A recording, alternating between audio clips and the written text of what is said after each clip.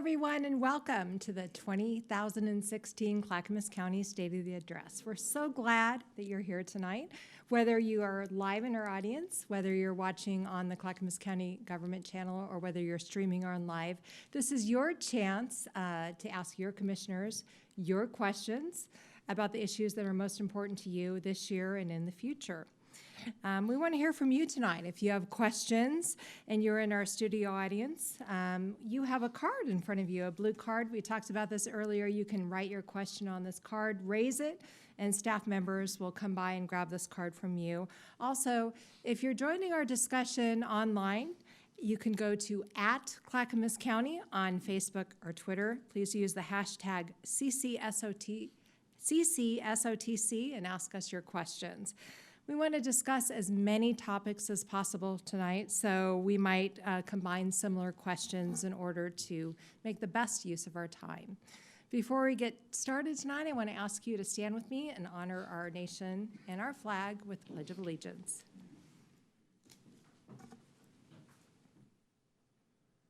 I pledge allegiance to the flag of the United States of America and to the republic for which it stands, one nation, indivisible, with liberty and justice for all. Thank you so much. You may be seated. It's now my pleasure to introduce your Board of Clackamas County Commissioners. Commissioner Chair John Ludlow, Vice Chair Tootie Smith, Commissioner Jim Bernard, Commissioner Paul Savas, and Commissioner Martha Schrader. Thank you so much for joining us tonight. We'll start tonight by hearing from our Commissioner Chair John Ludlow, who'll provide an overview of the progress we've made in Clackamas County so far and the vision of the future. And he'll speak about the priorities of the board for this year and in the future. Thank you so much and welcome, Commissioner Ludlow. Come on up.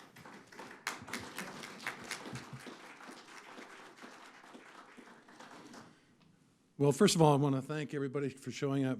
You could add the 3 previous State of the County attendances together, and it would not equal tonight. So thank you for showing up here in the audience. Well, good evening.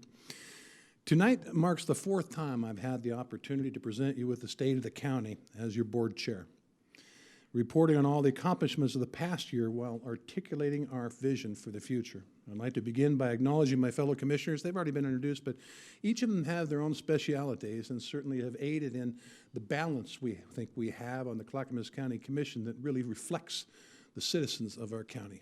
Vice Chair Tootie Smith, Jim Bernard, and Paul Savas and Martha Schrader.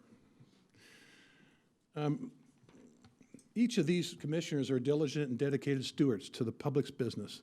Although we have diverse convictions, we are united in our deep and abiding commitment to do what's best for Clackamas County. If one word sums up an eventful 2015, that word is transformative. In my years as a contractor, real estate broker, and public servant, I've learned a few things or two about constructing a strong and sustainable foundation. That's what we're doing here in Clackamas County. This board started laying a foundation 2 years ago when we developed a blueprint for future prosperity through our Performance Clackamas Strategic Plan. The 5 priority goals of that plan are growing a vibrant economy by both attracting businesses that provide family wage jobs and by ensuring adequate space for future economic development, building a strong infrastructure through long-term investments in roads, wastewater treatment, and land use planning that is sufficient to meet our present and future needs. Ensuring safe, healthy, and secure communities by lowering the crime rate, investing in medical care for our residents, and reducing homelessness. Honoring, utilizing, promoting, and investing in our natural resources to support and preserve the extraordinary economic and recreational opportunities the breathtaking landscape of Clackamas County affords us all. And building public trust through good government by keeping our commitment to operate transparently and maintaining an open dialogue with our residents. For each of these areas, there are specific strategic and measurable outcomes. Just this month, the board received updates on the 28 priorities that comprise Performance Clackamas, and we are steadily making progress towards achieving these goals. Let me share just a small sampling of some other milestone accomplishments of 2015. We implemented our core values, a code of specific values identified by our employees, which further establishes our culture of service to the public and to each other. Through the Economic Development Commission, an advisory board to the county commissioners, we reached out to more than 105 businesses. This outreach identified important issues of mutual concern, such as workforce training, transportation, and business financing. In the coming year, we will explore these issues further and work to strengthen our connection to and support of our local businesses. We approved new land use regulations on recreational and medical marijuana businesses. This was not easy. And our plan has been templated by a lot of counties who said we did an excellent job of it. This was a historic accomplishment that followed more than 6 months of exhaustive stakeholder outreach and public engagement. Since implementation last month, the county has received nearly 40 applications, which are going through our review process. We completed renovations to the Beaver Creek Health Clinic, providing an improved level of service and greater access to medical and dental care to our vulnerable populations, as well as opening a new corrections transition center to help reduce recidivism in our community.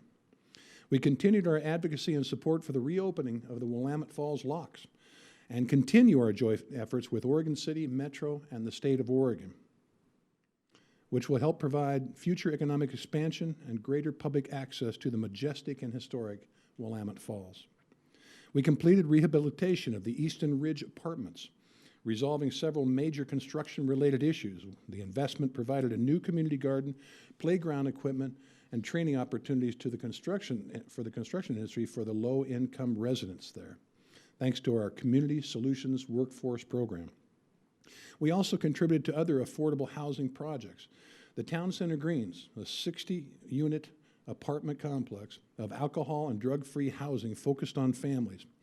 Construction kicked off last summer and is scheduled to conclude this summer. However, we must remember that affordable housing is not affordable to build. Those 60 units cost $15 million. That's $250,000 a unit. We must find better ways to house people who are in need than paying that kind of money for same. Our Family Justice Center, a safe place located here on the Red Soils campus, also continues to thrive in its mission to serve survivors and families of domestic violence. A Safe Place Family Justice Center logged more than 3,700 service visits in 2015, an increase of over 27% from the previous year. And this past December, we took a major step towards receiving federal assistance to expand, finally, I-205 and relieve traffic congestion, especially along the two-lane, approximately 6-mile stretch that runs from Highway 99E to Stafford Road. That step occurred when Congress officially designated the Oregon portion of I-205, that portion, the 6-mile, as a high-priority corridor. This designation makes it far more likely that federal funding could come our way in the next few years to resolve this serious issue. We continue to work hard on achieving major accomplishments in 2016. One important example is exploring our option for future employment lands. The prosperity of the county will be built on a foundation of well-paying jobs, affordable housing, and capital investment. In order to meet that future, our county needs a 20-year supply of developmental-ready employment land. But our 20-year supply is short, and frankly, we have a great disagreement with the mothers down in downtown Portland, known as Metro, about that shortage. Finding the land needed to fill this shortfall and create new long-term growth is challenging when regional land use objectives conflict with ours. But we remain undeterred and will continue to advocate for what we believe is best for county residents and businesses. The county is presently reviewing a number of potential sites to best determine a course for economic growth. We have developed a 1-year plan in order to study these properties. Earlier, I spoke about the importance of building a solid foundation.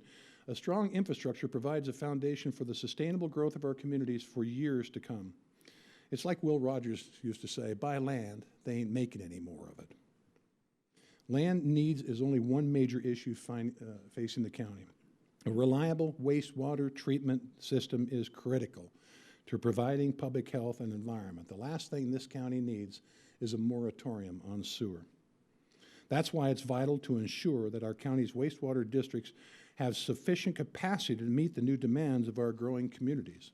Our two major wastewater service districts are facing urgent infrastructure challenges, namely the critical need for solids handling improvements. A wastewater capacity problem threatens economic growth, quality of life, and the health of your local rivers. That's why we're moving forward with plans and coordinating with our partner cities in both districts to find the most cost-effective solution that will ensure our residents continue to receive the high-quality service that they've come to expect from us. In May, Clackamas County voters will be asked to consider a bond measure that will pay for replacement of antiquated radio communication equipment for our first responders. This is public safety, at the top of public safety. The cost of the 15-year bond is 10 cents per thousand of assessed value for our homes. That comes to about $26 for the owner of an average home, or about $2 a month. Equipment and radios we are seeking to replace are older than some of the people in this room tonight. Spare parts don't exist. And ask yourself,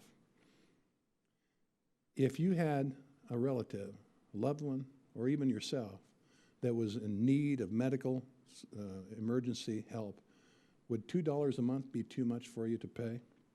Commissioners unanimously support passage of this bond measure. Other infrastructure in critical need in Clackamas County are our county roads. I've often said that we have the most roads to take care of any county in this state. And if you got in your car and drove to Mexico, that's how many miles of road we are responsible for in Clackamas County. No other county, again, in Oregon is responsible for more. Yet, we don't have a dedicated revenue source for road maintenance. Multnomah County does, Washington County does, and as I've said before, Oregon law prohibits the use of ad valorem or property taxes for roadway purposes. Now, that's been in place for well over 100 years, so it's here to stay. For the past several years, through prudent financial stewardship and difficult prioritization of services, we have managed to maintain our major roadways, but they're slipping. Over 50% of our roads are in poor and fair condition.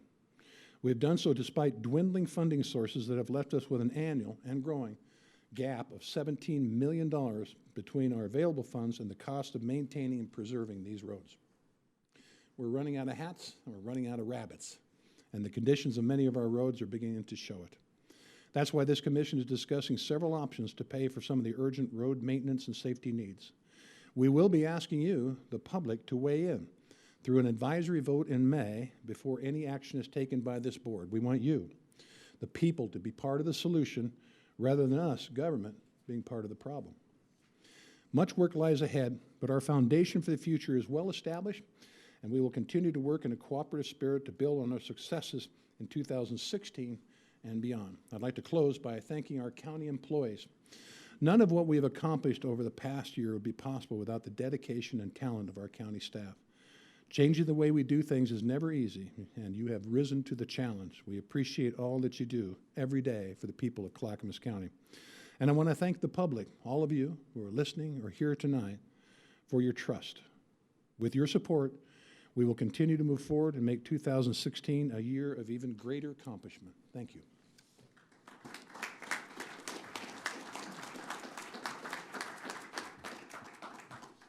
All right, thank you so much, Chair Ludlow. So now it's time to ask your questions. A reminder that you can ask questions throughout tonight's live forum.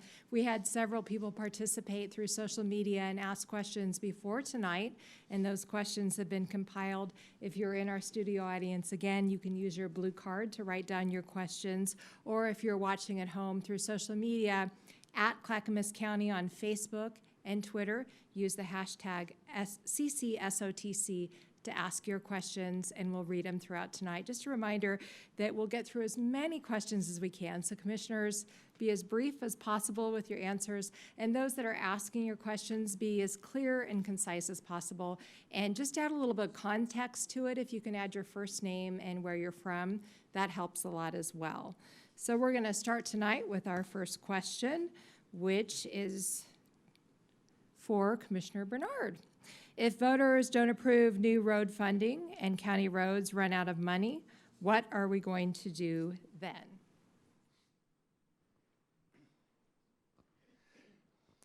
Well, I kind of take a different I would do a different process than we're considering now.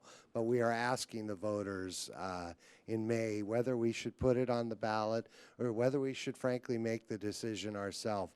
I'll tell you how we did it in Milwaukee. I'm going to try to be brief. We basically figured out what we need, created a package, went out and sold that to the business community and the community and the people who were paying the tax. We came back, had 2 hearings. We had 1 person show up in opposition, and we enacted those fees. And if you drive through Milwaukee, I think you'll see great improvement. I think that's a different process than we spent lots of money trying to convince people that our roads are bad, and they are, and we've gained 1% support. I don't know how many years we're going to have to do this before we gain full support, but I would take a different process. All right, thank you so much. Our next question is from our studio audience, Eric Hofield. It's about road maintenance and safety improvements. Go ahead and hang on to that, and we'll pass it on to the next person. Excluding bicycle paths and sidewalks, how do you define safety improvements? And how can we be assured that any new revenues will be limited to road paving and shoulder and enhancements, bridge refurbishing, rebuilding, potholes, repairs, and light rail? So I guess since I've got it, I'll answer it. So we're going to have a list of projects that are paving projects. We're talking about different funding mechanisms, but there's paving projects, and we will do that list. Of course, there's nothing wrong with sidewalks or any of those other things. They're also safety things, but this package is strictly for paving. Well, if we go out for a vehicle registration fee, the cities can decide what they want to spend that money on, and we have a package that we're going to promise to pave. All right. If anybody wants to expand on that, they can. Otherwise, we'll just move on to the next question. It's up to you folks. Barbara Cartmill, our director of DTD, Department of Transportation Development, says, with all the concern, and by the way, on Facebook, we constantly hear, why don't they use other money that they're wasting out there on our roadway? And I told you the reason. Because we cannot, by law, spend ad valorem property taxes for roadway purposes. So we're a little stuck in that regard. Barbara has said she'll create an account whereby all of this money goes into that account. And we'll show you via kind of a new thing we have going, a dashboard here pretty soon. It'll be up on our website where you can view where every dollar is spent in this county. And you can be assured that those dollars, as Jim said, will definitely go towards paving packages. The plan that they have initially developed paves a lot of roads. There's chip seal, slurry seal, but again, is to try to preserve our roads so that later on down the line, we don't look a lot like Portland. Are we ready for the next question, or we have another comment? Okay. I just want to add that in the last 2 years, we budgeted a little bit more money each year, and with a combination of what staff proposed and what we were able to pass to the Budget Committee, we committed $5 million this last budget cycle towards the surface of the roads. We haven't done that in years. And so we're anticipating that the measure that we put out, the ask in November, will have a package that is basically equivalent to about $5 million per year.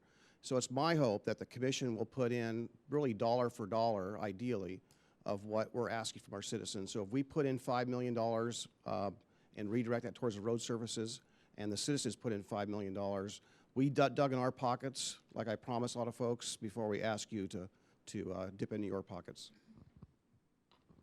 A number of years ago, I served on the Business and Transportation Committee in the State Senate.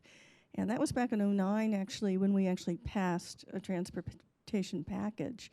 One of the reasons I believe we were successful was that we looked at major infrastructure across the state and made sure that there was a list and a framework where it was assured to the public that that money was going specifically for those roads and those projects. This essentially will be my 3rd time dealing with this issue. I've been working on this since 2003, and it will be at least the 3rd or 4th time we have gone to the vote of a people. I'm hopeful this time with the mix of folks that we have on this board that the trust is there, that indeed, if we come up with a transportation package and say that we're going to specify the projects and the paving, as well as I think, as Eric said, I think shoulder repair is also a big safety issue in the rural areas of this county. I feel confident that by building government trust and trust as leaders, that the public will hopefully move forward and help us make sure our roads are the best in the region. Great. Thank you so much, Commissioner Schrader. This next question was sent in via social media and was directed to Chair Ludlow. Christina and Barron, who live in the Wilsonville area, have questions about the Newburgh-Dundee Pass. We have to turn from Ladd Hill Road onto Wilsonville Road. It's very difficult at times due to unsafe driving conditions. How do you intend to make the bypass safe for us who live here, as well as all the new drivers who will be using the road? Well, I think she knows that I've been in the Wilsonville area for well over 40 years now, and I used to be a real estate broker, still am, but not doing much business right now. I've traveled that road a ton of times. It's a beautiful road in the summer. It's a treacherous road in the winter, from Wilsonville along the Willamette River to Newburgh. It's about 14 miles, and there's two very bad spots. One is Ellickson Road, and the other one is Ladd Hill Road. They're very dangerous because they have site visibility problems. The other danger in that area, both Yamhill County and Clackamas County to some extent have these, are passing areas, which is inconceivable on Wilsonville Road. Now, we've been working with Yamhill County, we've been working with the city of Wilsonville and Newburgh to find a solution. And the solution we recently found, with some help from Representative John Davis, was what was known as Option 4. Now, ODOT had rejected this option before. The plan was either a through-through, which brings all of the bypass property right to bypass travel all the way to Wilsonville Road and encourages them to go to I-5 via that route, or a no-through design, which made it a little problematic for Newburgh because they had to put more and more traffic through their local neighborhoods. But this Option 4 that has now been adopted by all of us this last week will help in that and minimize the traffic on Wilsonville Road. All right. Thank you. We have a question from an audience member. What efforts are being made to address high rent problems? What efforts are being made to reduce homelessness? I love this question. As a matter of fact, at our C4 subcommittee this morning, we discussed this very thing. I've been involved in the Housing Authority Board Citizens Committee to address this problem. Affordable housing, in my mind, can be defined two different ways. Affordable housing for people who need supported housing, elderly in your retirement years, disability services, the poor, very low income people who can't work. And then on the other hand, you have affordable housing for our young college graduates who have their first job with a degree, working in their field, yet they are so priced out of the market, it's hard for them to find an affordable housing. With the student loans, it's hard for them to even save for a down payment. So their prosperity is delayed. We've been working with Metro on the urban growth boundary, on urban reserves, rural reserves, to try to increase the land in the county where we can build. And because Metro has set guidelines that we can't change anything for 50 years, does not bode well with people who are looking at wanting to buy something tomorrow. They want to rent something tomorrow. So we're working with Metro, we're working with the legislature to try to have flexibility in our regional, local land use planning so we can open up some opportunities for housing. I heard on the radio this morning coming in that the state of Oregon is experiencing the fastest and highest growth in the last 20 years. People are moving to Oregon for many, many, many reasons. They can't find housing, and it's causing congestion on our roadways. People are on the roads. So as we look forward to our affordable housing, what can we do as a society? I was working with Speaker Kotek in the Oregon legislature a couple weeks ago. You know, she sponsored an omnibus housing, affordable housing bill. And some things in there were, I think, very detrimental to the people who provide the housing to our citizens who need it most. So we're working on that, getting through that. I'm involved in several groups with the county. For instance, Clackamas County has many, many, many properties that we own, and it's HUD housing. low-income HUD housing.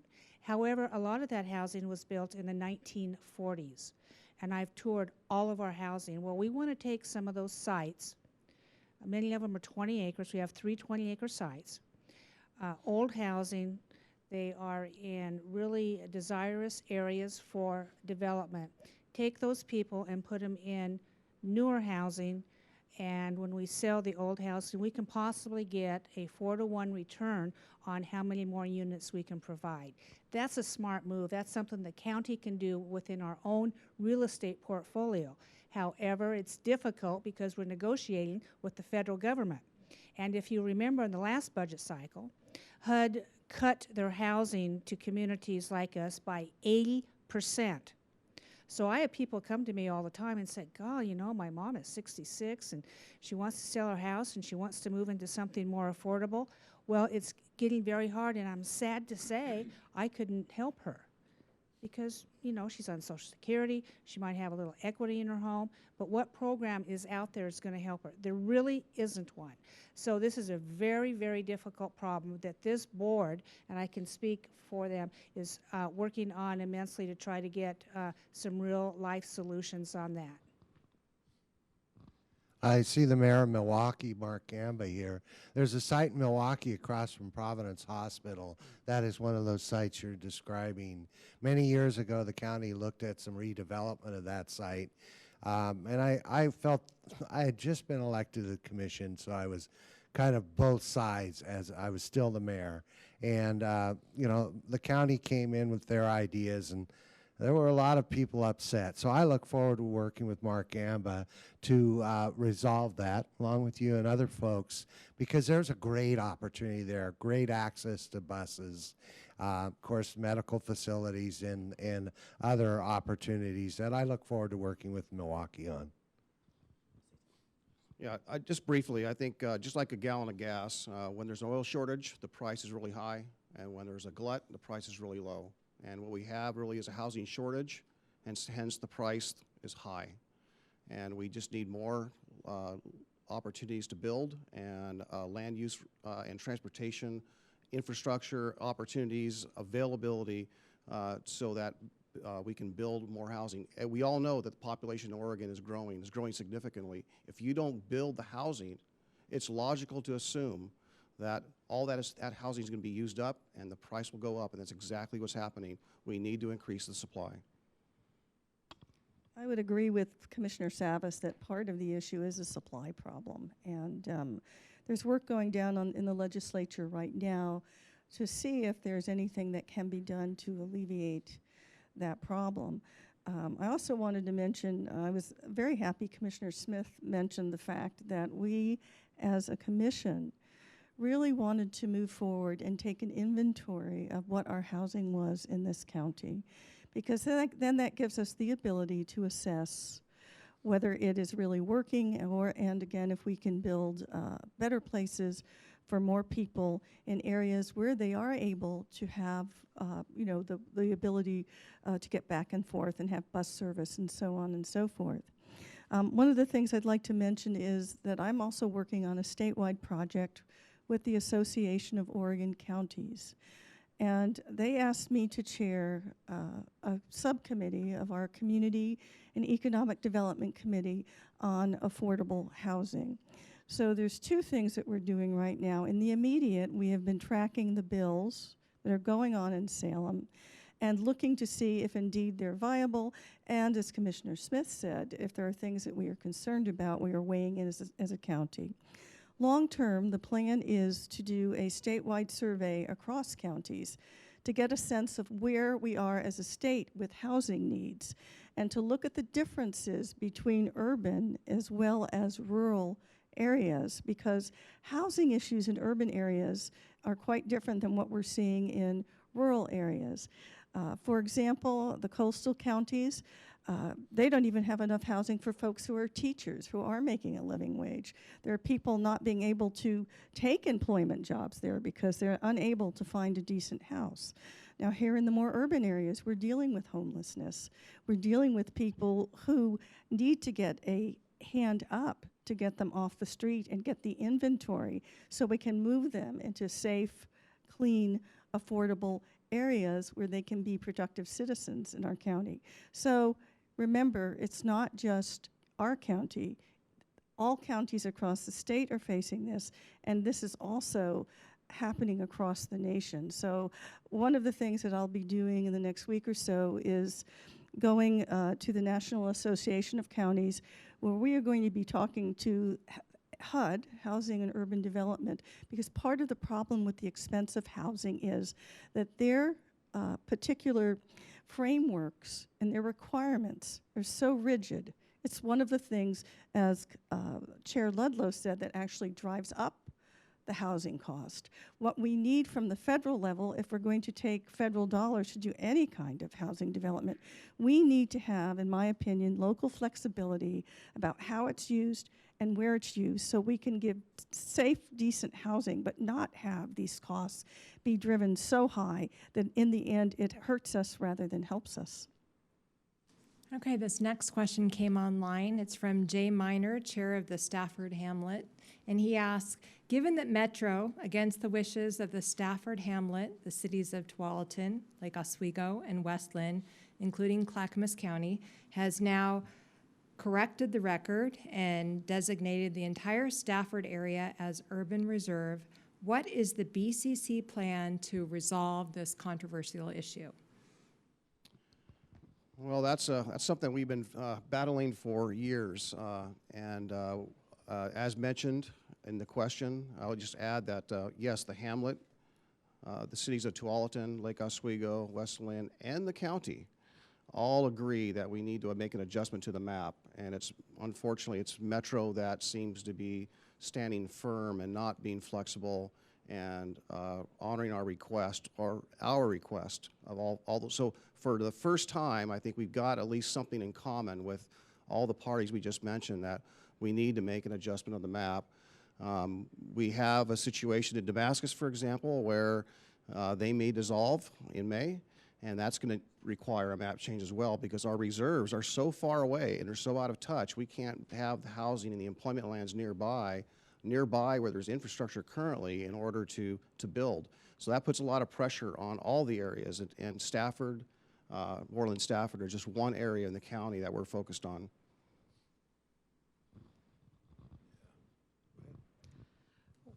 That's a great question. We have a work plan and a program that we're working on now to address the needs. A lot of this has come up because the LCDC, through the courts, issued a remand, actually a court action back to Clackamas County and Metro, stating that the county and Metro must agree on what to do in this particular area, in the Stafford area.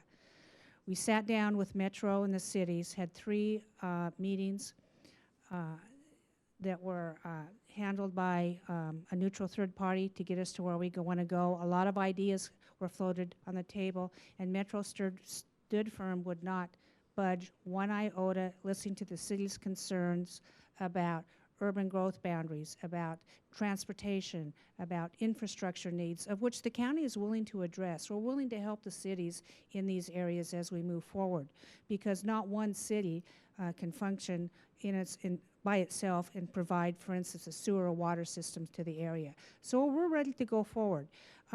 It's interesting. We have some legislation that's probably going to come up in the 2017 session. I testified on a bill at the legislature a couple weeks ago about regional control and regionalism, and Metro stopped it in its tracks. We barely got a hearing. I got to testify, and then they killed it. And my question is to them, what are you afraid of? Shouldn't the counties be the self-determining factor for its own citizens, where they can live, how much property they can own? So I don't understand why Metro refuses to even talk with us. They have a 50-year plan, and let's face it, land use planning for today will not be the same even in 3 years, not alone 10 years, 20, but they're set on a 50-year plan. I think I got to clarify the communication I had as board chair on behalf of the commission with President Hughes of Metro. When the remand came back, certainly the Stafford Hamlet had done a great deal of work about what they called the Stafford Compromise. Now, it was a decent plan. They just want to minimize the impact in that area and not create a new city of 40,000 people. So we asked Metro to please delay their confirmation of the fix that they put together. They refused. Then there was a letter written with the letterheads of Westland, Tualatin, Lake Oswego, and Clackamas County saying, please stand down from this and work with us. They refused.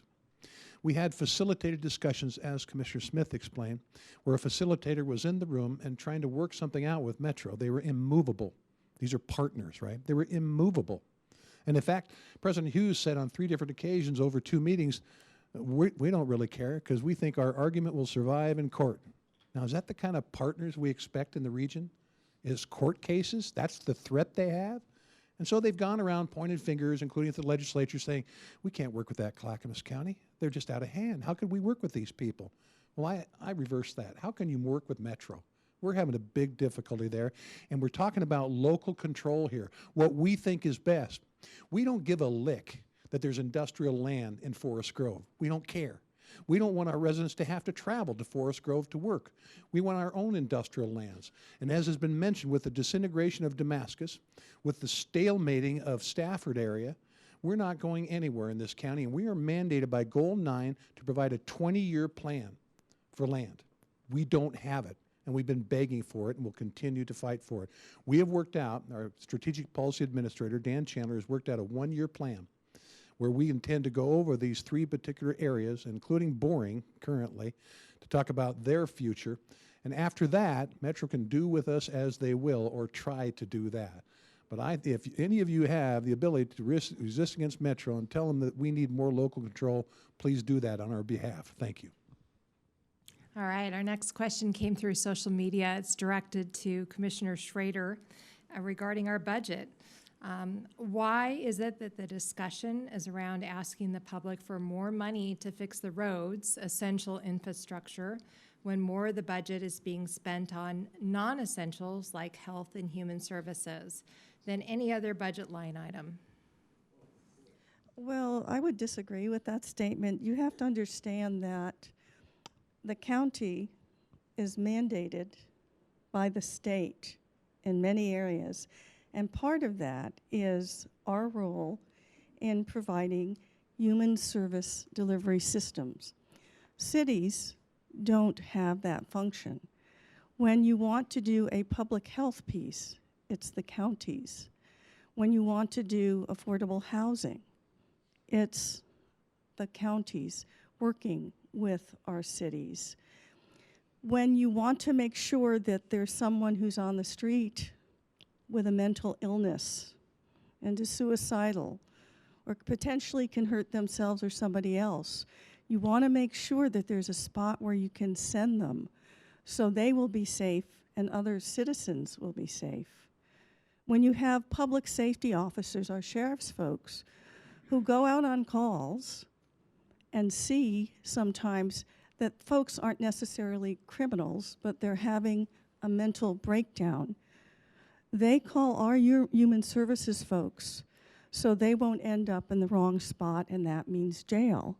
Because we don't want people who have issues of that sort to end up in jail. That's not where they belong. And I would say to you that human services is a key element of what this county does, as well as roads, as well as water services, as well as working with our cities with libraries and everything that we do here.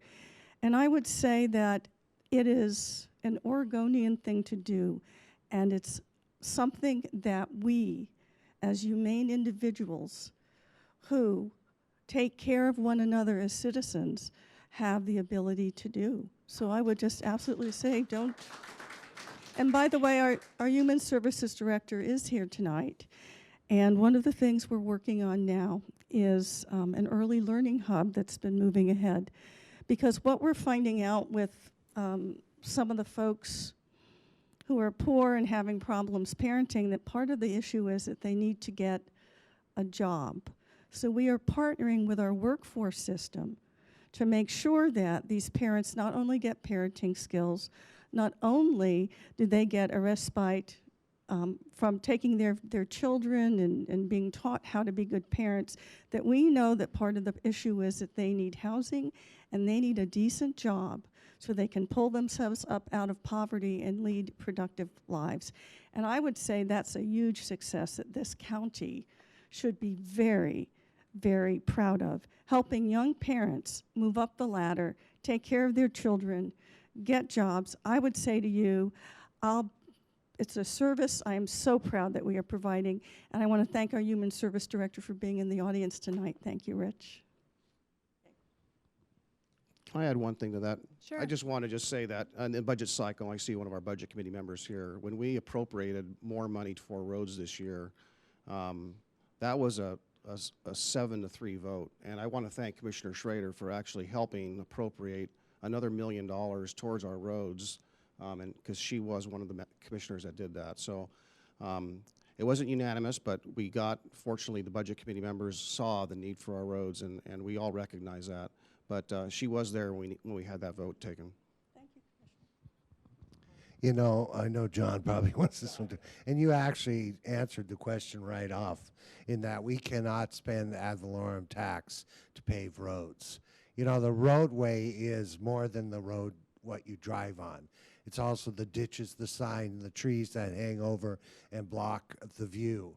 We have to do that. And I think that when you said we reappropriated money to actually paving roads, you didn't mean we took it from you know, other departments. We took it from this roadway, and we funded that another way, the side of the you know, where the brush and where the ditches are. But you know, a couple of years ago we spent money on the Family Justice Center. You know, that was if there's any investment, I would never have put that money on a road if I had an opportunity to save a life. And we save lives every day. And that was the best investment we ever made. And I'm proud of that. I mean, John gave the statistics. I hope to put them out of business someday because we're going to stop that domestic violence in households. And we're never going to do that unless we invest. Yeah, I don't know how many times we can say it. I said it in my opening speech. We cannot spend ad valorem property taxes, which is the main, I mean, it's over 90% of our income is property taxes. We can't spend it on roadways. Now, I have disagreed for a while with the rendering by our legal department and, frankly, Commissioner Savas on this regard. Remember I said we can't spend ad valorem taxes on roadways. What's the definition of a roadway? It is the right-of-way. That's the state's definition. Now, on one hand, our legal department says, well, we can spend it for guardrail and signage and brush clearing. No, we can't. We can't, but we do, and I disagree with that. I think the user should pay. Now, as far as such things as a Family Justice Center and our clinics, you know, there's something that was said that's tantamount to a society will be judged by how well they treat their most vulnerable citizens. And that's what we have to pay attention to. There is great need out there, and there's more and more every day. With the rent prices escalating, the middle class being driven out of the urban area as well. And so we need to pay attention to those most vulnerable citizens that don't have transportation a lot of times, that don't have health care, that are afraid of domestic violence. I'm very proud of the work Clackamas County has done in that regard. Okay, our next question actually addresses public safety. It's from an audience member. When will Clackamas County police officers carry Narcan, which treats opioid overdoses, in their police vehicles? And is Clackamas County monitoring air for toxins? You know, the toxin thing just came up in Portland. I don't know if we have a glass company, so I'll just tell you that right now. The neurotoxin, several cars are carrying that now, and there's a desire by the sheriff's office that many more will. Because I don't know if you've heard about this, and if you saw Pulp Fiction, it's probably tantamount to that, where, you know, bam, they put it in and it neutralizes all the bad stuff in them, and they wake up. It just all of a sudden, now maybe they might not want to, or why did they get messed up in the first place? But I think it's a great idea. But it's a lot like body cams. You know, this has got to be beta tested before we send it out and have everybody do it. And by the way, the sheriff is doing a beta test on body cams too, which I personally think would be great in the defense of our officers and the truth coming out in court. Great. Thank you. Our next question is about code compliance. Gert has a question about building codes. That is, lack of code enforcement over the years has become a joke, according to Gert. Citizens know that violations, if reported, will not be enforced because there's not enough staff. What will you do this calendar year to see that code violations are resolved in a timely fashion? Well, this is one of the more difficult situations that I think as commissioners we find ourselves in, because we actually hear more on the opposite side of our code compliance. Well, who reported me and why? And I didn't do anything wrong. So I get actually probably 90% complaints about our code compliance people being too restrictive, believe it or not. And why are they doing this to me? Now, that doesn't mean there are bad actors out there. There certainly are. Just so you know, our code complaint is driven, our code enforcements in our buildings are being driven by complainants. And this board has deliberately decided to work within that system, work with the persons who are calling up or coming in and saying there's something wrong with this, and then we go out and we visit the property. Well, it's touchy business to go out and visit somebody entering on somebody's private property, especially in Clackamas County in our rural areas, because there's not a lot of trust of government out there. So we have to be very careful in how we handle people's complaints and how we, frankly, make an accusation towards somebody who many times don't know they're in violation. I think solid waste is one of the biggest things. Some people on their properties just pile up cars or stuff like that, and I have to agree with that. That is unsightly. That should be removed. But they come to a loggerhead. We bring them in for mediation. We try to work through the situation. We have code compliance, about pets, a barking dog. I mean, it goes on and on and on. And the only thing that I can say to people out there is, as human beings, piles of garbage on your property is not the right thing to do, and your neighbors don't like looking at it. So clean up your mess. On the other side, I would say try to get along with your neighbors and work it out. A lot of and by the way, we've eliminated anonymous complaints because people like to call up and complain, but they don't want to take responsibility for that. And they want the government to solve their problems for them so they don't have to do anything.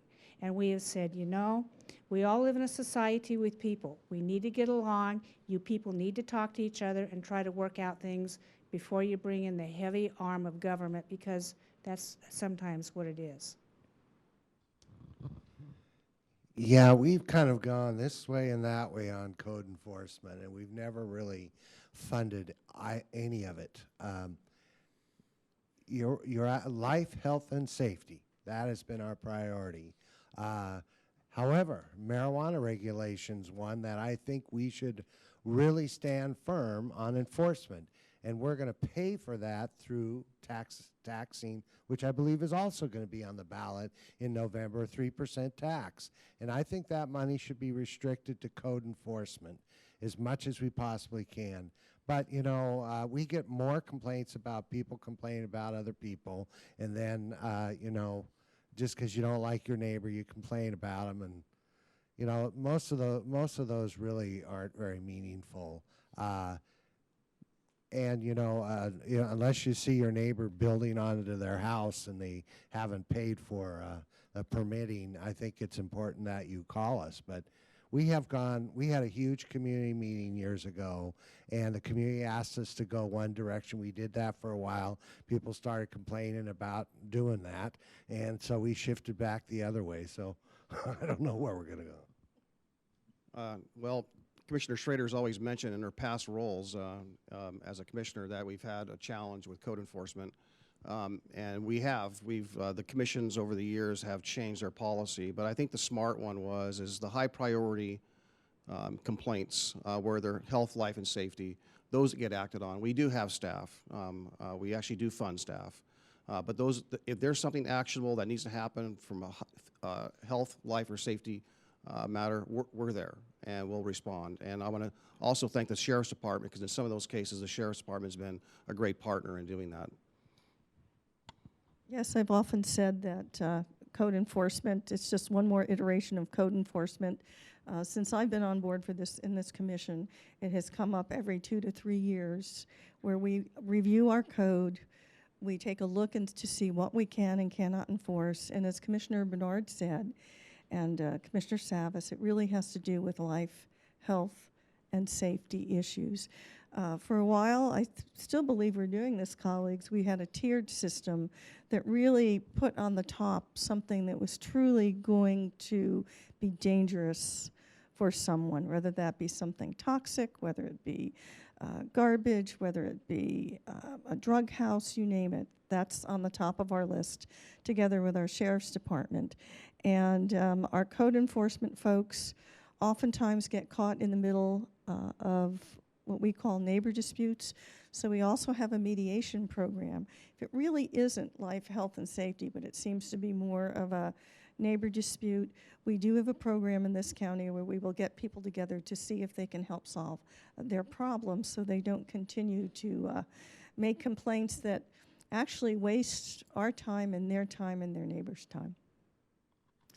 Commissioner Smith, our next question deals with road safety. It comes from social media. Joe from Stafford area asked, what is the county's plan for traffic control on Stafford Road, specifically from I-205 to Wilsonville? Well, I-205 is congested all the way. I don't know why you just want to pick on to Wilsonville. The county is going to implement a traffic study as soon as our plan is completed, and it's essential because we've heard from cities saying, well, you know, our citizens don't like all of this pass-through traffic on the back roads. Well, hey, they're public roads. Anybody can use them, right? And if you're going to think you're going to take a shortcut and save some time, that's what people do. You know, we lobby the United States Congress very hard. We have a federal lobbyist back there that keeps their pulse on funding. Well, in one of the new bill, transportation funding package came out, we were successful on getting in the president's budget, of which he signed, expansion of I-205 from 2 lanes to 3 lanes between Abernathy and Stafford. And I think that's a great success. Now they just have to find the money for it and give it to us. That's the only problem. But we are very aware of the traffic problems. Not all of them are the county's responsibilities. I-205 is an interstate, which means it is federal. But we're willing as a commission to put our chips on the table and say, we want that done. That has to be done before a third bridge can be across the Columbia River, we feel. As far as I-205 to Wilsonville, you know, Wilsonville is one of our biggest job suppliers in the county, and they've been very successful. They have a lot of people that live there. They have traffic situations there also that needs to be addressed. So as we grow, as we continue to be successful, traffic is going to be a problem, and we're continuing, just know, we're continuing to work on it. We're open to anybody's suggestions on how you think we should fix the traffic problems. Just let me know.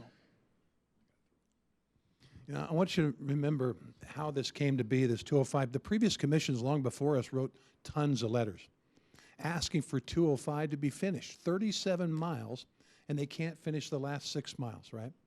Everybody advocated for fixing that, from Washington County to certainly our state legislators, and thank God our congressmen and women were paying attention that we have this need. The one missing partner in that was Metro.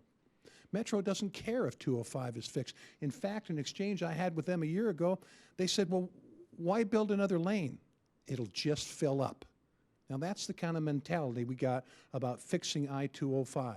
It desperately needs to be done, and yes, it'll fill up with people trying to get from point A to B, with services trying to get to the same place, with the trucking industry, who absolutely advocate for adding those additional lanes. But again, our Metro partner, who's in charge of transportation and land use planning, says, nah, we don't need that. That's not a problem. Shifting now to code enforcement and graffiti, we have another social media question. Kevin and Tammy from Clackamas have noticed a lot of graffiti around Clackamas Town Center and also Clackamas High School, and they ask, when will Clackamas County put forth dedicated, serious effort to cleaning up and enforcing a zero-tolerance policy concerning gang tagging and graffiti? Well, I think we'll do that as soon as parents raise their children correctly, not to abuse public property. And, you know, this is something I'm passionate about. Somehow we're supposed to take care of all of the social ills in society when, let's face it, taggers are doing tagging because they're rebellion against something at home. And I'm going to be really hit on that question, but isn't that the truth? How are we as a government supposed to go around and take care of everybody's single behavior? I don't know. Maybe we'll have another commissioner take a shot at this. Sure, I own property that's been tagged. I paint it. Actually, we have a ordinance in the county, I think it's part of our code enforcement, that if there's graffiti, that it's up to the property owner to take care of that. If it's the government, then the government has to take care of it. If it's a business, the business has to take care of it. But there is an ordinance in our code enforcement where that has to be remedied quickly. That's pretty much our policy. So we do have something, it's just a matter, again, of enforcing it, which is, again, code enforcement. And I do believe they act on that. So I have 5 kids, Tootie, so I share your pain with that. That's all I have to say. and they lived on a farm, and they were sometimes mischievous, let's put it, not in that way. But I did want to point out that some of this tagging, I'm sure, is gang-related. So it is not only just an issue dealing with defacing property, but it is indicative of a larger issue out there. And I believe our sheriff does a great job. I believe he's on top of it. They are aware of it. And I think it's something that, again, we need to watch closely, and we need to make sure that they have the resources they need for public safety to keep an eye on these kinds of situations. Great. Our next question came from Facebook. Can the county make cities like Happy Valley limit growth until the proper traffic flow and infrastructure is in place? Well, I'm thinking of Mayor DeReamer right now. A good friend of ours, and I mean that with a lot of respect. She's a great mayor, but I would say that the city has complete jurisdiction within their cities. A county cannot limit or restrict any kind of land use decision the cities make.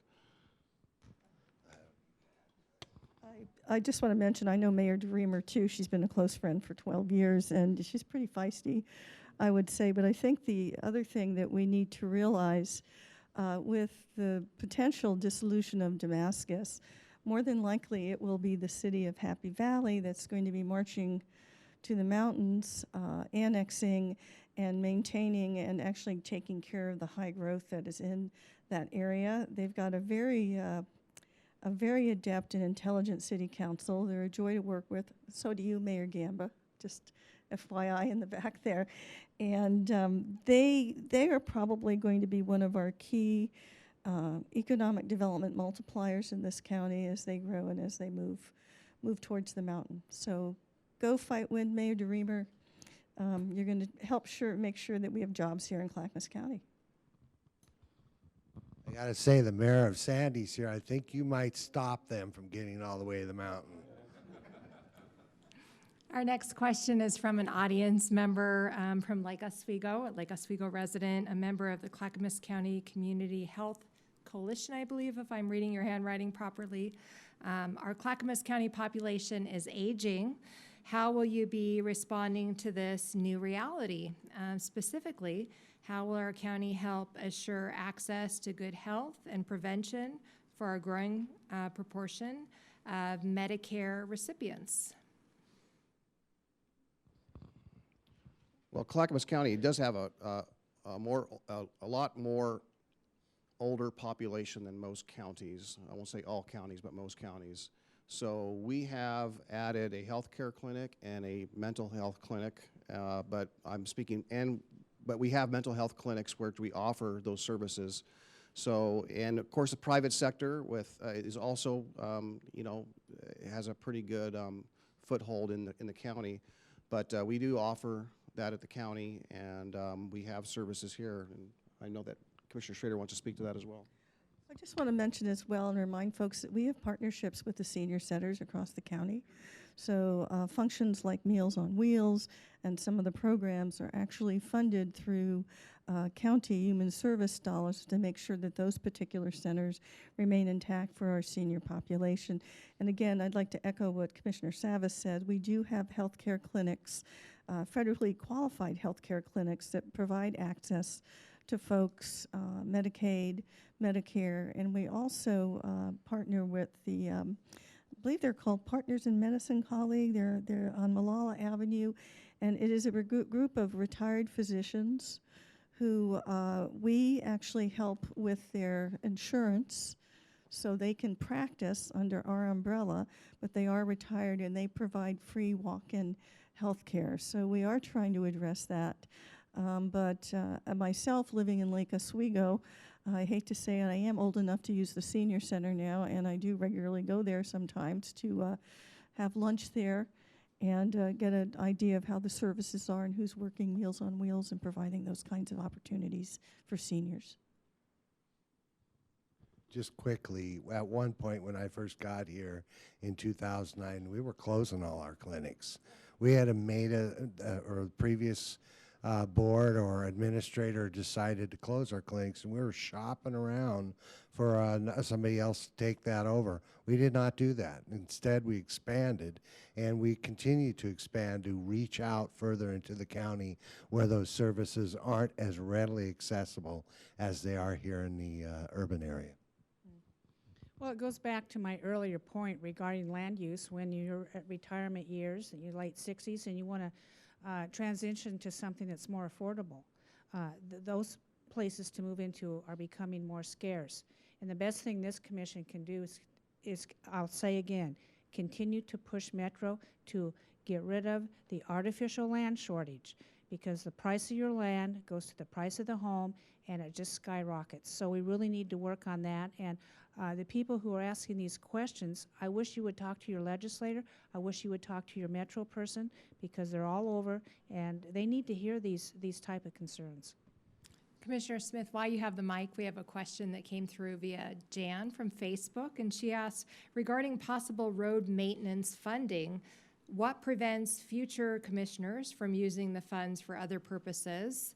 What prevents these funds from being used for mass transit? And will new bike lanes be added to existing roadways? Multi-part question there. Well, this is a great question. First of all, if we were to do any type of tax, or the voters would approve it, it would sunset, which means it would end at a certain date. We're kicking around 6 years. We're kicking around 7 years. So it would end when these 47 projects, we have 47 projects identified, that would end. If there's another need, which I think as long as our population grows, then we would ask the voters again with a new package of road needs out there. And what was the second part of your question? Oh, no, it's not going to, no. Matt, what prevents these funds from being used for mass transit? Over my dead body will these funds be used for mass transit. I think that's as clear as I can get. Okay, and the last part was, will new bike lanes be added to existing roadways? No, this is for maintenance only. It's taking care of what we already have. That if we're repaving a road and there happens to be paint on the road where you have to restripe it, you may see a restriping where the picture of the bicycle is, but no new infrastructure will be added. It's only maintenance. Okay, I'm going to do my best on this audience question that came through with the handwriting here, so bear with me. Several years ago, a number of concerned citizens from all over the county worked to create a proposal for urban and rural reserves. A lot of thought and discussion went into the final proposal. It seems that all that work has been set aside, and instead a change in the status of a property near Wilsonville is being considered. What is the rationale for this? This is from Alan, and he's an audience member. Let's remember that these urban-rural maps were created 6 years ago. Now, normally when Metro sees a plan that's a couple years old, oh my gosh, we've got to put our planners back to work and change this thing. This one is untouchable. This one is golden. No circumstances, according to Metro, have ever changed in the last 6 years who would allow us to change 1.5% of those designations. This is not wholesale change. It's 1.5%, for goodness sakes. So what's the big temerity over exactly? That we would dare to have to ask for local control? That's what it's all about, is local control. So, you know, Metro, as I said, they'll come at us from all directions, finger pointing us, but let's not forget, on their urban reserve study, they said we don't need any more growth. Now, when prices skyrocketing, as I say, in housing and in rentals, we don't need any more new lands. And they said that we might take another look here in 3 years. So we've got, as far as I'm concerned, 3 years to look at this thing. If they want to take 3 more years, fine. They can study it and again say we don't need any more lands. You can continue to pay those escalating prices because it is the law of supply and demand. And then when there isn't something and there is great desire for it, the price will go up. I'm old enough to have gone through the gas shortage, beef shortage, and even toilet paper shortage, and had to pay accordingly, I might add. Now we have a shortage of land, and it's only caused by one entity, and it's certainly not Clackamas County. It's a 6-year-old plan, ladies and gentlemen, and needs a little adjustment. Can we pretty please change it by 1.5%? Pretty please. You know, that line at the Willamette River was put there for a reason. A great man, a former governor, actually, Senate Bill 100 created that to preserve a valuable resource, our farmland. And the urban-rural reserve process preserved that. Frankly, I just think we need to resolve the urban-rural reserves and move on. They're willing to take a look at what has been designated in the future. One thing, John, you've said many times, you can't create more land, right? The map hasn't changed. It's still the same map. There's no more land. I know. Commissioner Schrader, this next question came through social media. Unless, Commissioner Salvas, did you have something to add to that before I moved on? Yeah, I do want to jump Okay. in on. I do want to Go jump ahead. in on that one.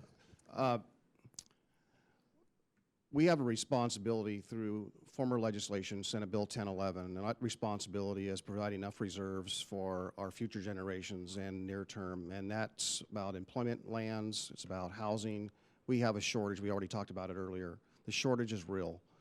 When we had our last urban growth boundary consideration, we were asked, well, what can we bring in for our employment land needs? Because again, our population is growing faster than we're growing jobs. What can we bring in for land?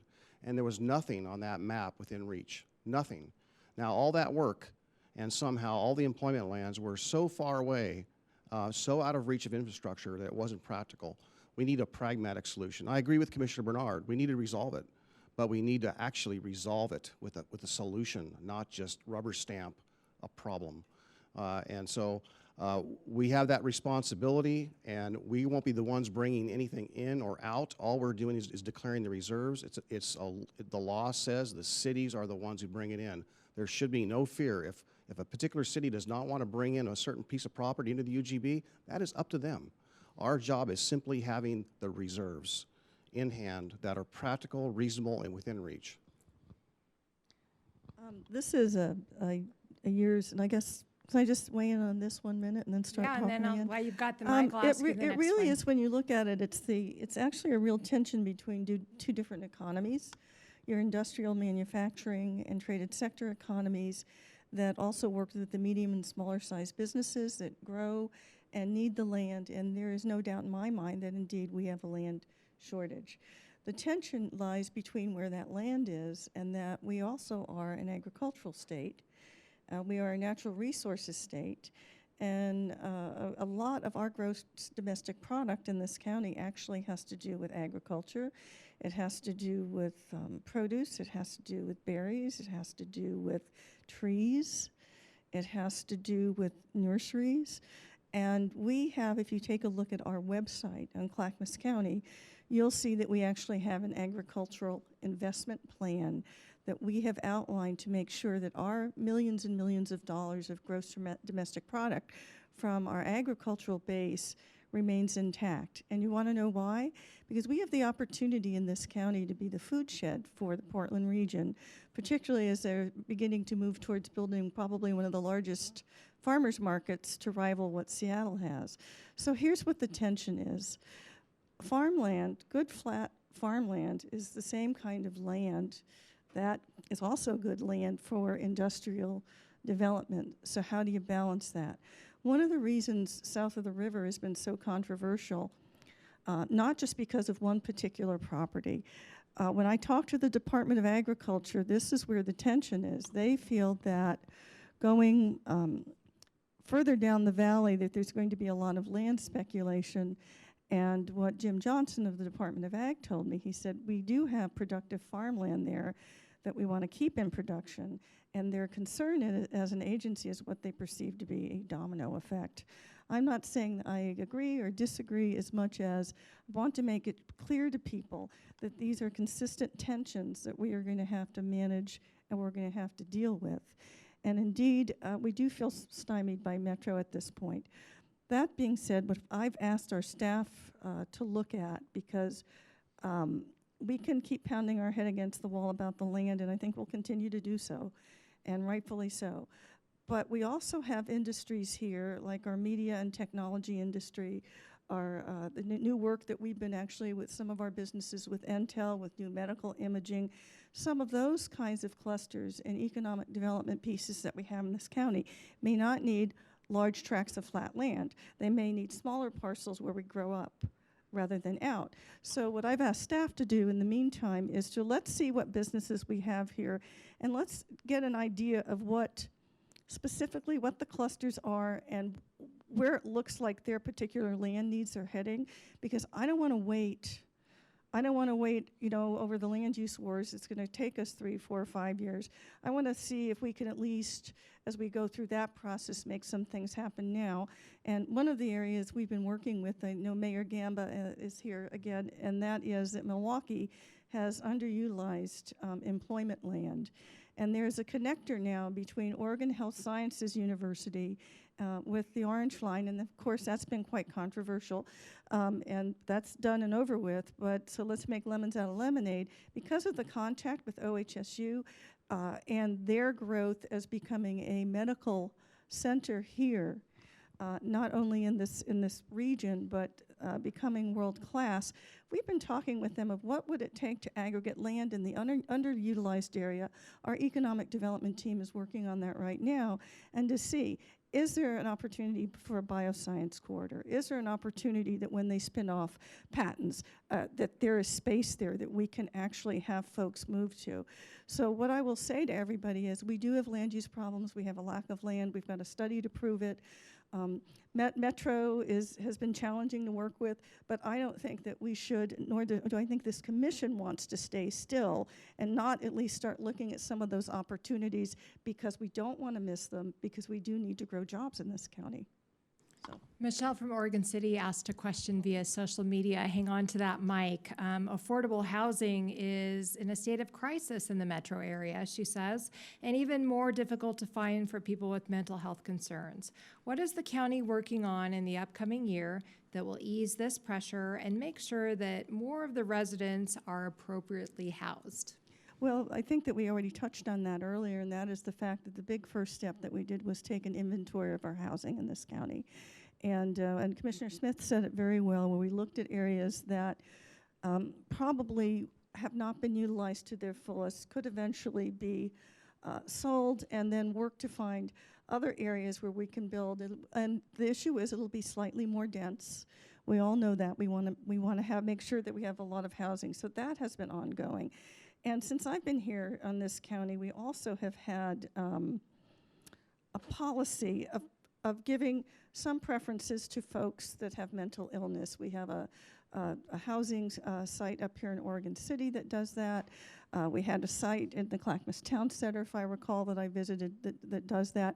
So we make an effort specifically to deal with that population of folks, because we know that to get them stable, anybody stable, whether you have a mental illness or not, that housing and having that is the first step to making sure that your life can be turned around one way or the other and cared for. You know, I think Milwaukee actually has a great idea, and that is, you know, there might be an opportunity to add a second floor or an additional floor above the third or fourth floor, whatever is determined, if it's affordable housing. So that's something I think the county ought to look at. We don't have a lot of buildings in the region in Clackamas County or that more than one floor, which is sad. But there might be an opportunity to look at areas where, you know, a 3 or 4 story building may get an additional floor if it's affordable housing. Great. I think we're a little bit overdue, frankly, for a discussion about our housing inventory and our strategy. We've been working to our staff and throwing down some ideas. We have 2 large sites, one in Oregon City and one in Milwaukee, where we have affordable housing now, but it's not the best use of the land. We have very small units on very large parcels of land, and if that could be reconfigured so we get more housing on the same footprint of land, we can actually do quite a bit. So we're talking about how do we catalyze that, how do we start that, get that ball moving. And so I'm hoping that in the short term here, we can at least have a work session on that to get caught up. Awesome. We've had some great questions and discussions here tonight, and we've got about 15 minutes before we wrap things up. So if you're watching at home and you have questions, again, at Clackamas County using the hashtag CCSOTC on Facebook or Twitter, you can ask your questions. Studio audience, you can ask yours as well. We're going to wrap things up in about 15 minutes, but we still have plenty of questions to go, so we'll get through as many as we can. This next one is from an audience member. The Oregon Business Summit study identified the region's top priority choke points. Parts of I-205 were among them. PAL Division, Bus Rapid Transit, and Southwest Corridor were not. Metro has those first. Why? Well, at that summit, and I think most of us were there at that summit, the choke points, well, I'll just digress a little bit here. It's no secret right now that the Portland area has one of the worst traffic congestion areas of any metro region. I mean, we're number 4th or 6th or 9th, but for our population numbers, our congestion is really, really high. So the choke points that were identified at the summit were the I-205, which we discussed earlier, the Rose Quarter, and 217. Those were the areas, I think, where the largest choke points are.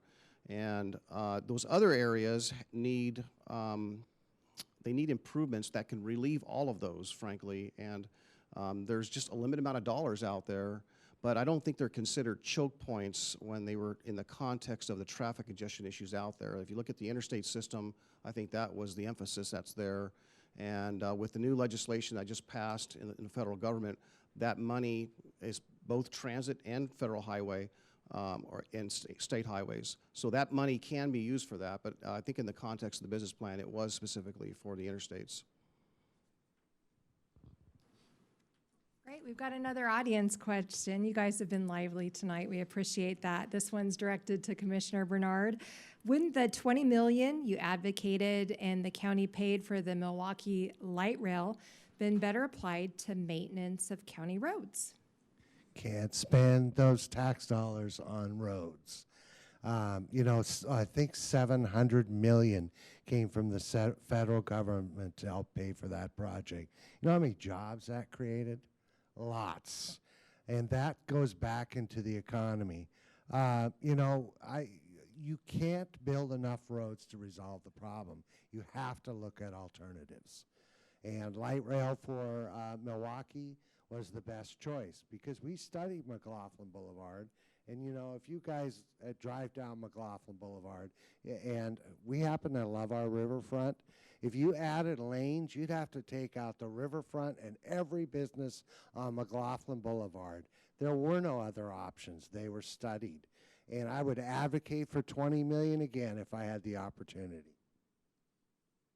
All right, another audience question here tonight. How much of a financial impact has an illegal alien population had on medical services, low-income housing, and the services the county provides? So does anyone have an answer to that? I don't. We don't have the answer. Don't have the answer, but how do you quantify it if they're illegal? They're going to report to your government? Don't think so. Yeah, I want to add, you know, we were holding what they call ISIS fugitives, and those are,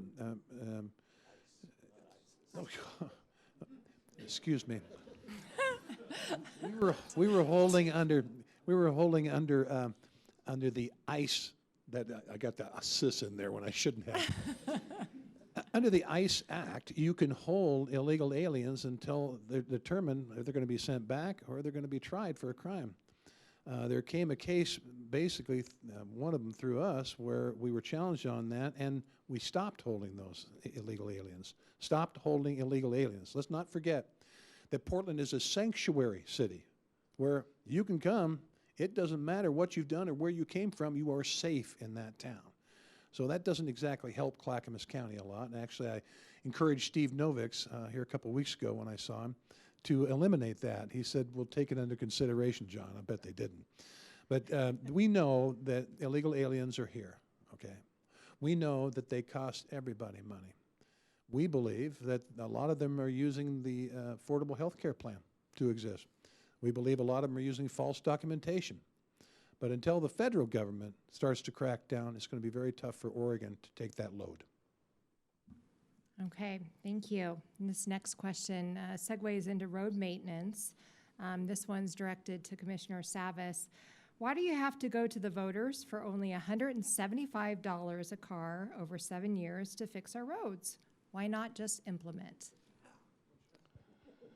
Well, we talked about that, and there was, back when the Selwood Bridge measure was overturned by the voters, I went and talked to the people that petitioned against that and said, we need more investment on roads, and I need your help, because I know we could probably do a better job of scrounging or better spending and appropriating the monies we have to make better use to actually pave our roads and do maintenance, and we've done some of that. But they have been adamant that they wanted to be engaged, and they've been adamant that under certain conditions they would help us, and under certain conditions they would fight us. And these are, frankly, the same people that were successful on urban renewal and the same people that were successful on 3-401. So they have, in three attempts, been highly successful at overturning that. And it has caused a lot of damage as far as the way of trust. So there's been a setback for the last 5 years when this all went down. And we're trying to regain that trust. And a lot of us promised that we would put it to a vote of the people. And knowing in the back of my mind, and actually recently because of the recent discussion we've had, a lot of folks have just flat said, those same folks said, if you don't work with us, we'll petition. And so that will be a setback, a major setback. All I'm trying to do is get the roads fixed as efficiently as possible. And if I really felt that voting for it without putting it to a vote of the people would actually fix our roads, then I would do it. And if I knew it wouldn't be remonstrated, I would do it. But I would really ask all those people that I promised, would you work with me? Would you work with us? But I do want to clarify one thing that was said earlier. It's not as simple as putting it to a vote. Gas tax requires a vote of the people. You cannot implement a gas tax. You cannot implement a utility fee. We studied that. The only thing you can implement is a vehicle registration fee, and even if we implemented the maximum amount, it is not enough money to pay for the roads. So we know we have to go to the voters. We know we need the trust of the voters, and I made a promise, and I'm gonna keep that promise, and I'm gonna work with those people, and I think all 5 of us need to work with those folks and work with you and everyone around us to help us solve this problem. And we're not asking for the whole amount that we need. And we've come and compromised, and we come to an agreement, a consensus that we're gonna sunset this, meaning we're gonna prove on whether it's 5 years, 6 years, or 7 years, we're gonna do this funding package, we're gonna build these specific projects, we're gonna honor that, and if we do that job and we do it well, then when it expires, we might ask you again to renew that. If we don't do a good job and we don't do what we said, then I'm going to be one of those voters out there probably 7 years when I'm living at home that votes against it if I don't think the county commission lived up to it. We made a promise, and you look at every ballot measure that's ever been passed, that when those things pass, that's law, and we need to respect that. And whether it's a library district or whether it's any other kind of district, we need to honor what the voters approved. And I don't want to do anything to damage that trust. So I was here back, I think it was 2005, might have been earlier, when we actually did try, and we did put a transportation utility fee on the ballot, and that didn't pass. Our second stab of it was working with our business, our Economic Development Commission, looking at Street Smart, and that was again looking at maintenance and how we were going to take care of this. I'm hopeful that this time, third time would be a charm, specifically because of having it packaged in a way where there is a trust that the money will go where it is said it's supposed to go. So I'm keeping my fingers crossed that the public will either support a combination of those three things or one of those three things, whatever that package ends up to be at this point in time. They just have to trust us to know that when we say it's going to go somewhere, that's exactly where it's going to go. So a lot of people showed up and said if that $5 for the Selwood Bridge was in Clackamas County, I would support it. They didn't say if it's 10, I'm not. If it's 15, I'm not. So I would expect that if we showed them a package that, and we signed in blood, that will only repair roads, I would expect that as leaders, we should make that decision. Gas tax, it's true. When Milwaukee did it, didn't require a vote. We were lucky. Now it requires a vote, and I think we should go to the taxpayers about that. But you know, leadership sometimes is tough decisions, and we do it all the time, right? And this is one tough decision because, frankly, you know, at my age, most people in this audience age, and a few people younger, when you go to retire, the people in the working to pay Social Security, the kids are going to, our grandchildren and children are going to have to pay for our Social Security or it's going to go away. So you're going to have to work hard, pay a lot. It doesn't seem fair that we leave that burden to them, and now we're going to add roads to that, because once they get to a certain point, they cost a lot more. So we need to make the investment now. And I'm going to work with these guys, and we're going to get this done. Voters have told us many times no, and hell no. But I think we got a great bunch here, and we can get that done if we work hard together.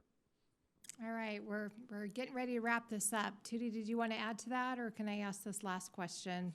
Okay, we have room for one more because it's a two-parter tonight on industrial lands. This one came to us via social media. Elaine from 4 West CPO has a 2-point question. One, if land south of Wilsonville becomes industrial land, who will pay for the infrastructure needed to make it viable, such as improvements to I-5 and sewers? ODOT says $500 million to improve I-5 in that area. Second part, why is more industrial land outside the UGB needed? Why is industrial needed south of Wilsonville? Again, I'm from Wilsonville, okay? Now, as a real estate broker, there's some mapping tools that are available to us at state websites. The big cry is, don't invade French Prairie.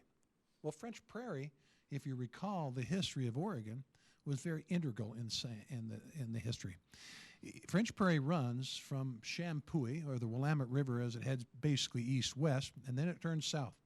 So it borders the Willamette River to the north, it borders the Willamette River to the west, and it borders basically Canby and points beyond on the east, all the way down to Salem. That's 150,000 acres. The cry is sprawl. 5% of Oregon is urbanized. 5% of Clackamas County is urbanized. I've been lucky enough to travel around the world. I've seen London, I've seen Hong Kong, I've seen Tokyo, and I've seen Houston, Texas, for goodness sakes. Now, there is a definition of sprawl. What is the outcry here about sprawl? It just ain't true, and it ain't here. So I've heard enough of that cry to preserve the farmland. Drive from Portland to Eugene. It's 100 miles of farmland, folks. I was told when I was growing up, I'm born in Portland, I apologize for that, but raised in Clackamas County, I heard all the time, pretty soon it'll be a wall-to-wall city to Salem and then to Eugene. It ain't going to happen. You can talk about Senate Bill 100 as you wish. But the bottom line is it ain't going to happen. There's only a little bit of Clackamas County across that river, and between that river and the end of Clackamas County, just right after that, comes a very major airport now. What's the transgression of going in that little bit of area? Oh, it's just domino effect. It's really a selective outrage that's going on, really. Thank you. Go ahead. I was just going to say, you are going to pay for that. That was it. What the question? Well, back to the urban rural reserves. I mean, for some reason, a lot of the attention has been directed towards south of the river, when actually a lot of the work we're doing in the areas we're exploring are far east of that. We're looking at areas where the cities are cooperative and want to grow. And so I'm not putting a lot of energy in south of the river. I'm not putting a lot of energy, unfortunately, in Borland Stafford, because we have cities that aren't willing. So why not go to the area where we have a lot of economic development, we have an industrial base, we have willing cities, and we have land. For 5 years, I've been trying to get attention and direction towards the east side of the county, where we have a corridor, where we have all this opportunity, and all the political attention keeps on getting drawn back to south of the river, and I think that distracts from our needs. So I would ask the people south of the river and those in Borland Stafford where there's opposition, help us look east. Bring your arguments and bring your political capital and bring your help and help us look east if you don't want it in your backyard. And I think if we all do that and work as a team, I think we can get it done. Yeah, I agree with Commissioner Savas, because I do think at this point in time, given the other dynamics that we've been seeing, east is where it's going to go, and we have a willing city.